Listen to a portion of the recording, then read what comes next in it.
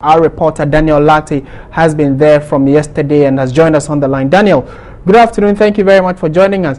What else can you tell us is the current situation in Talensi? Good afternoon, Martin. And with few hours to the polls, we have been touring some polling stations to ascertain the general mood and atmosphere. I can confirm, however, that the constituency is very, very calm. Now, major political activities have subsided and the people have gone back to business.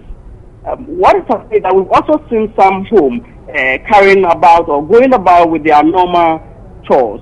The usual chaotic situation, mostly characterizing elections, is absent here.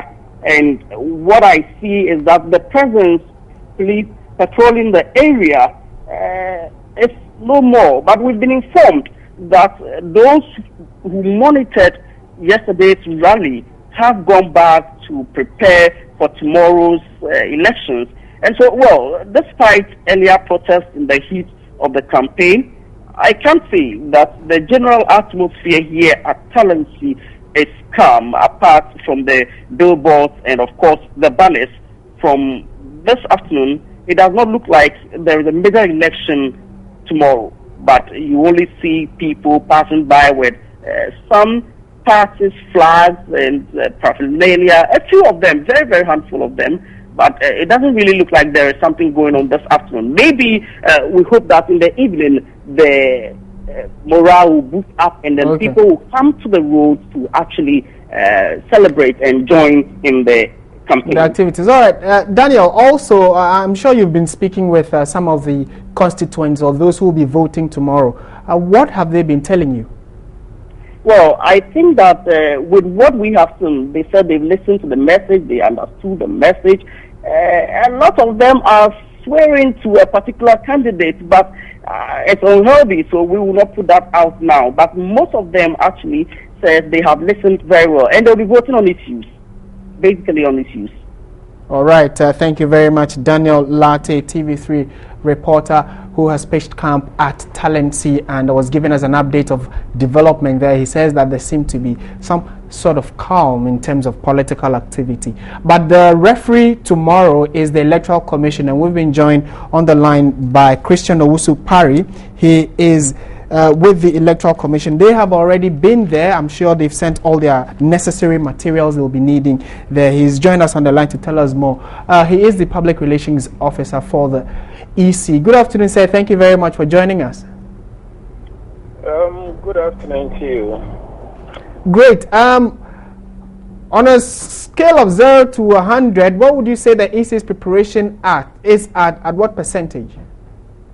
Well, I'll put that at about 95% preparation. We are almost through with all our preparations for tomorrow's by-election. As we speak now, all the materials that are needed for the elections are already in the constituency. We have trained our officials.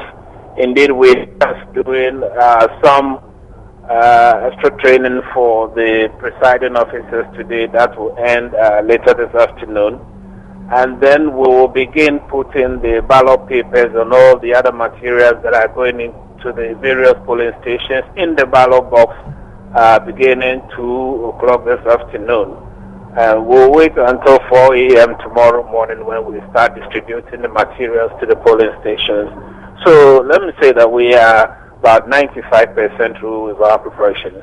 All right. The New Patriotic Party, I think on Friday, accused the Electoral Commission of transferring votes to Talensi to favor the ruling National Democratic Congress.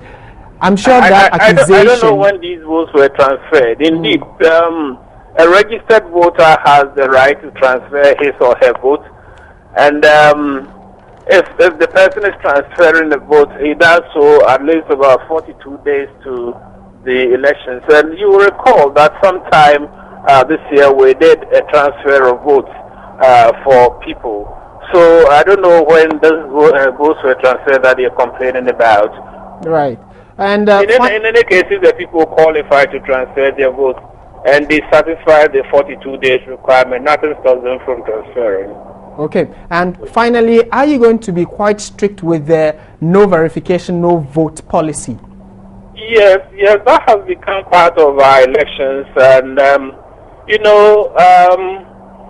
the political parties themselves insist that we should continue the policy of no verification, no vote. Right. And indeed, no verification, no vote has found its way into CI 75. Exactly. And if you recall, at the Supreme Court, that issue was discussed several times. That issue was raised several times. And we told the court that because people could not be verified because of breakdown of equipment, we had to reschedule the election to the next day. So that was a policy that came into force in 2012, and it has not changed until we all agree as stakeholders that we should find some other way of identifying people who cannot be verified.